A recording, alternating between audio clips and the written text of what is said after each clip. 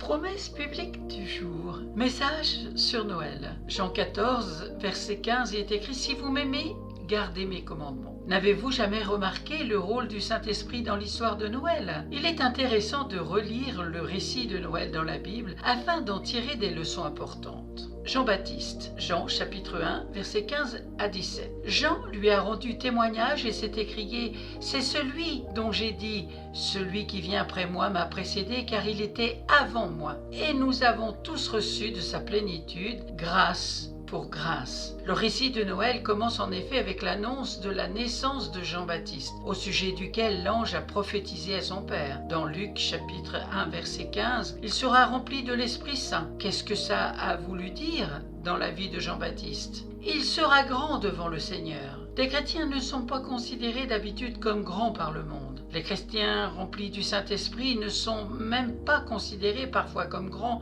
par d'autres chrétiens. Mais ce que le monde croit être faiblesse est grandeur aux yeux de Dieu. Qu'est-ce que le Seigneur considère comme grandeur? Matthieu chapitre 5 verset 19. C'est donc qui supprimera l'un de ses plus petits commandements et qui enseignera aux hommes à faire de même sera appelé le plus petit dans le royaume des cieux. Mais celui qui les observera et qui enseignera à les observer, celui-là sera appelé grand dans le royaume des cieux. Grandeur aux yeux de Dieu se mesure en obéissance à ses commandements. Combien mesurez-vous? Matthieu chapitre 20 versets 25 et 26. Jésus les appela et dit « Vous savez que les chefs des nations les tyrannisent et que les grands les asservissent. Il n'en sera pas de même au milieu de vous, mais quiconque veut être grand parmi vous, qu'il soit votre serviteur. » Grandeur aux yeux de Dieu ne comprend pas service et humilité. Exemple, Jean chapitre 13 versets 3 à 5, Jésus lave les pieds aux disciples. Philippiens chapitre 2 versets 5 à 8.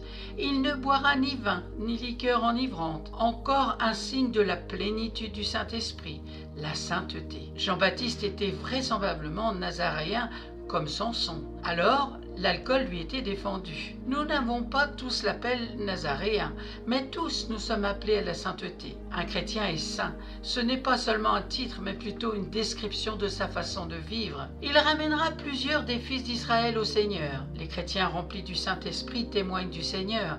Si on est rempli du Saint-Esprit, on ne peut pas se taire. 2 Timothée chapitre 4 verset 2. Il marchera devant Dieu. Le chrétien rempli du Saint-Esprit est conscient de ne pas marcher avec sa propre force, de ne pas aller tout seul dans la vie, mais de marcher main à main avec le Seigneur. Après Jean-Baptiste, voyons maintenant Marie. Luc chapitre 1 verset 35. L'ange lui répondit, « Le Saint-Esprit viendra sur toi, et la puissance du Très-Haut te couvrira de son ombre. C'est pourquoi le Saint-Enfant qui naîtra de toi sera appelé Fils de Dieu. » Marie vient d'entendre qu'elle va devenir enceinte. Pour chaque mère, c'est un moment spécial. Comment vous vous êtes sentie, sœur, la première fois quand le docteur vous a annoncé votre grossesse? Pour Marie, c'était encore plus spécial. Mais tout de suite, ce moment joyeux prenait un autre aspect, incertain, même menaçant. Elle n'était pas mariée, seulement fiancée. Qu'allait dire Joseph, son futur? Risquait-elle d'être lapidée? Elle demande comment cela va se passer et reçoit comme réponse le verset 35. Et cela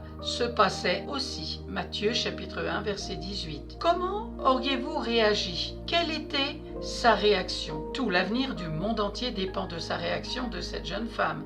Réfléchissez-y. Sa réponse, verset 38, soumission. Des chrétiens remplis du Saint-Esprit montrent la plénitude du Saint-Esprit en eux par leur soumission. C'est ce que nous a appris le Seigneur Jésus, par exemple en nous enseignant à prier. Matthieu chapitre 6, verset 10. Que ton règne vienne. Qui dira avec Marie, qu'il me soit fait selon ta parole? Ou disons-nous, verset 34, je ne vois pas comment c'est possible. Merci pour votre écoute.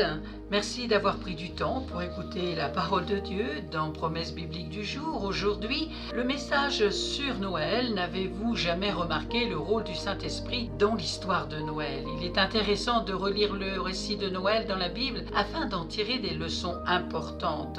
Nous avons vu Jean-Baptiste, ensuite nous avons vu Marie et nous verrons la prochaine fois Élisabeth, Zacharie, Siméon. Merci pour votre attention. Je vous dis à très bientôt.